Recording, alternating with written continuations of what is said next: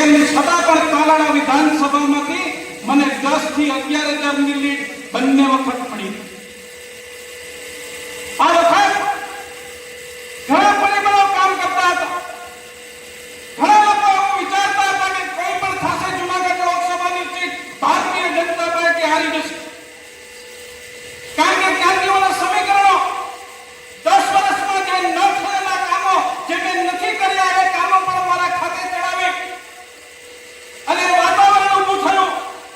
અને એ વાતાવરણના આધારે આ જુનાગઢ લોકસભા જવાની છે એવું વાતાવરણ ઊભું કર્યું. અને 4 જૂનના દિવસે મોટા ભાગના લોકો એવું માનતા હતા કે આજે જુનાગઢ લોકસભા ભારતીય જનતા પાર્ટી હારી જશે એવા સમાચાર આવતા. પણ મને વિશ્વાસ હતો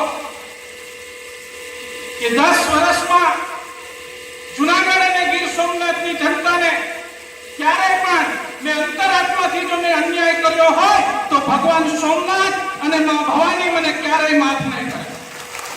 અને એનું પરિણામ ભોગવવા માટે હું તૈયાર છું. અને આજે પણ આ માધવરાય ભગવાનના સાનિધ્યમાં કહું છું કે ક્યારે પણ કોઈ જ્ઞાતિ જાતિના વાડામાં આવ્યા વગર ભારતીય જનતા પાર્ટીને ફાયદો કેમ થાય, ભારતીય જનતા પાર્ટીનો મત કેમ વધે, એ જ મારા નિષ્ઠાથી મેં પ્રયત્ન કર્યા છે. અને અહીંયા ભગવાન બારડને એટલા માટે મને અભિનંદન આપવા છે કે આહિર સમાજના ઉમેદવાર હતા. મારો સ્વભાવ નથી ક્યારેય કે હું કોઈ પણ ચૂંટણી લડું કે મારા વિરોધીઓનું પણ નામ ક્યારેય લેતો નથી. કારણ કે મારી પ્રજાને મારી વાત કરવાનો મારો સ્વભાવ છે, બીજાની વાત હું ક્યારેય કરતો નથી. અને એ માટે થઈને મારે ભગાભાઈ અને આહિર સમાજના આગેવાનોને અભિનંદન આપવા છે. કારણ કે એમના માટે પરિસ્થિતિ વિપરીત હતી અને વિપરીત પરિસ્થિતિમાં કામ કરવું, મેં 3 વખત વિપરીત પરિસ્થિતિમાં કામ કર્યું છે. મારા વિપરીતના પ્રયત્ન ત્યારે પણ મેં કર્યા હતા. એવી રીતે ભગાભાઈ અને આહિર સમાજના ગીર સોમનાથના આગેવાન ભારતીય જનતા પાર્ટીમાં જેમણે કામ કર્યું એ લોકોને જ કહું છું, એમને હું ખૂબ અભિનંદન આપું છું કે એમણે સમાજની સામે ચાલી અને ભારતીય જનતા પાર્ટીની નવી રાજનીતિમાં એમણે જે શરૂઆત કરી છે. હું પણ મારા સમાજ વતી ખાતરી આપું છું કે તમારામાંથી પ્રેરણા લઈને આવનારા સમયમાં મારો સમાજ પણ એ રાજનીતિમાં આવશે. હું તમને આ મંચ પરથી ખાતરી આપું. મેં કીધું કે 10 વર્ષમાં મેં આ વિસ્તારમાં નાના મોટા પ્રયત્નો કર્યા અને મારે જ્ઞાતિવાદ કરવો હોય તો હું તમને આ મંચ ઉપરથી કહું કે તમે આ સરકારી કચેરીઓમાં કોઈ સમાજના કેટલા અધિકારીઓ છે, અન્ય સમાજના કેટલા અધિકારીઓ છે એ લિસ્ટ લઈ લેજો. જો મેં એ રાજનીતિ કરી હોત તો કોઈ સમાજના અહીંયા અધિકારીઓ વધારે હોત. પણ મેં ક્યારેય એ રાજનીતિ કરી નથી. અને મારી ઓફિસે કોઈ પણ સમાજનો કર્મચારી આવ્યો હોય એને કોઈ પણ આગેવાનની ભલામણની જરૂર નથી.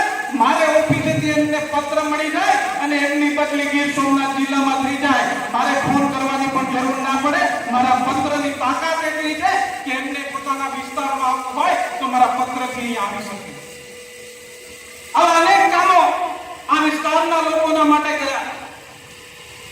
પણ મને જ્યારે ત્રીજી વખત આ વિસ્તારની સેવા કરવાની તક મળી, આ 10 વર્ષમાં તમને જે કોઈ પણ ખાટા ઓટકાર આવ્યા હોય એ એક પણ ખાટો ઓટકાર આવનારા સમયમાં નહીં આવવા દો. ભગવાન માધવરાયની સાક્ષીએ કહું અને એ પણ કહું છું કે ભારતીય જનતા પાર્ટી હિસાબ કરે કે ના કરે, પણ હું આ 5 વર્ષમાં મને જે નિર્ણય છે એમને મૂકવાનો નથી. એ પણ આ જાહેર મંચ પરથી કહું છું.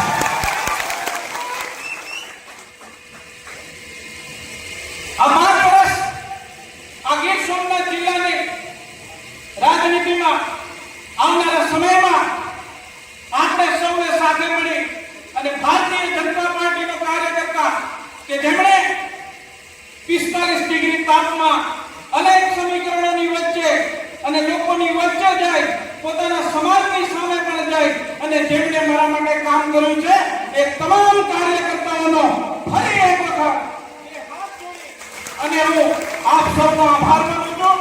આપ સૌએ મારું સન્માન કર્યું એ બદલ આપ સૌનો ખૂબ ખૂબ આભાર. ભારત માતા કી જય.